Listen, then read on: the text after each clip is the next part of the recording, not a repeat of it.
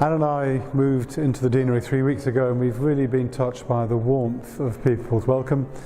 We're really looking forward to getting to know the cathedral community, but also the wider communities that the cathedral serves.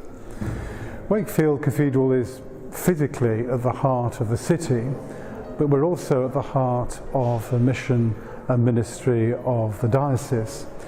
And three key words for me in that mission are confidence, growth and transformation. And the ministry of the cathedral, I think, can help with all these three key tasks as we move forward together into the future. I'm really looking forward to the 29th of September, which is the formal date of my installation, and I would value the prayers of all those in the diocese as I begin my ministry here in Wakefield.